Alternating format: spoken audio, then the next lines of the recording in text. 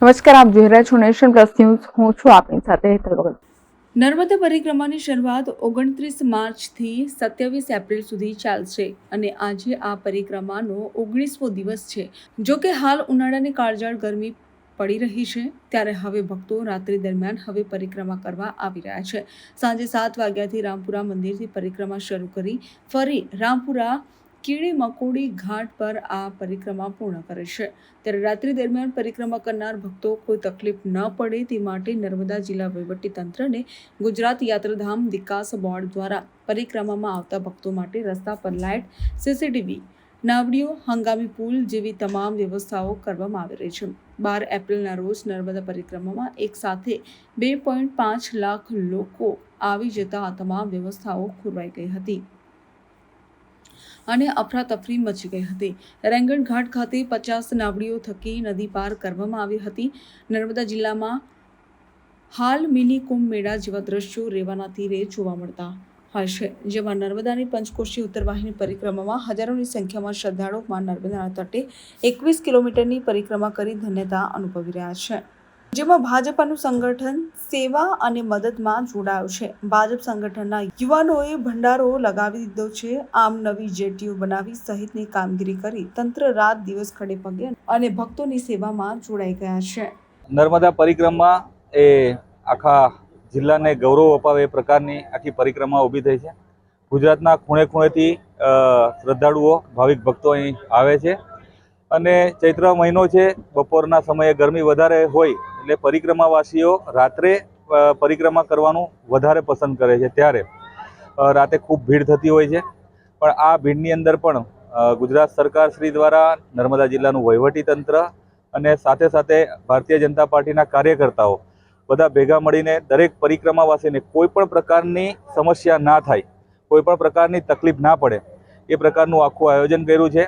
Bharatiya Janata party તરફથી 2 જગ્યા પર સેવાલય ચાલુ કરવામાં આવ્યા છે, જેમાં ગરમ ગરમ નાસ્તો, ચા, વિશ્રામ કરવો હોય તો એની માટે ગાદલાની વ્યવસ્થા છે.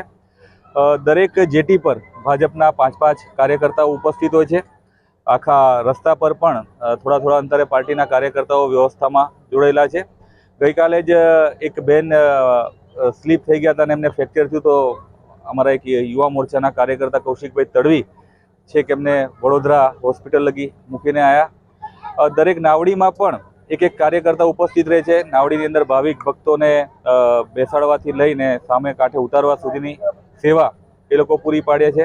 ઘણા બધા વડીલો એ પ્રકારના હોય છે, વૃદ્ધ, જે કેમ્પ લગી પહોંચી તો જાય છે અને પછી આગળની પરિક્રમા ના થતી હોય તો બાઇકના માધ્યમથી પણ એમને ઘાટ લગી પહોંચાડવાનું કામ કરે છે, રણછોડરાય મંદિર લગી પહોંચાડવાનું કામ કરે છે.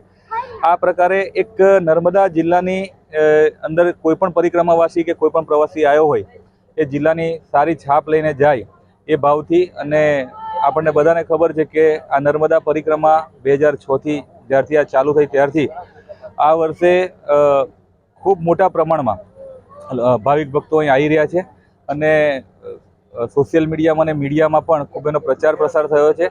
ખાસ કરીને વિશેષ રૂપથી રાજ્યના ગૃહમંત્રી આદરણીય ભૂપેન્દ્રભાઈ પટેલ સાહેબ જ્યારે અહીં આગળ આખી પરિક્રમા કરીને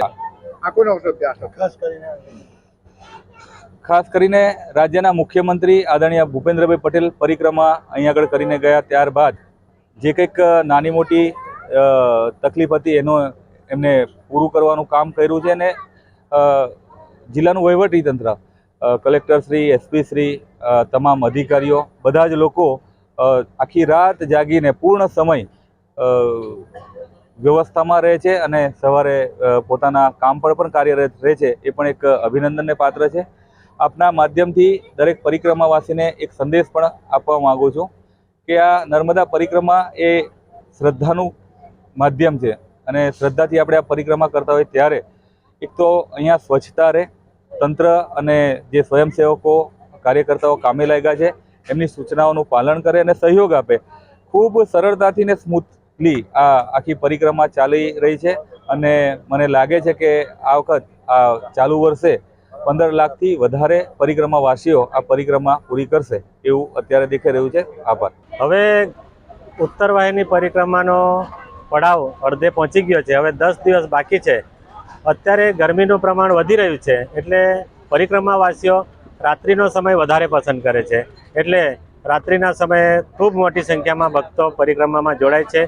અમારું જે આ ગ્રુપ છે એ તમામ ભક્તોને કોઈ નિરાશ ન થાય એ માટે સેવાના ભાગરૂપે અમે જમવાનું છે, નાસ્તો છે, ચા છે અમે પીરસી રહ્યા છીએ. કોઈ નિરાશ ન થાય એ અમારો આશય છે.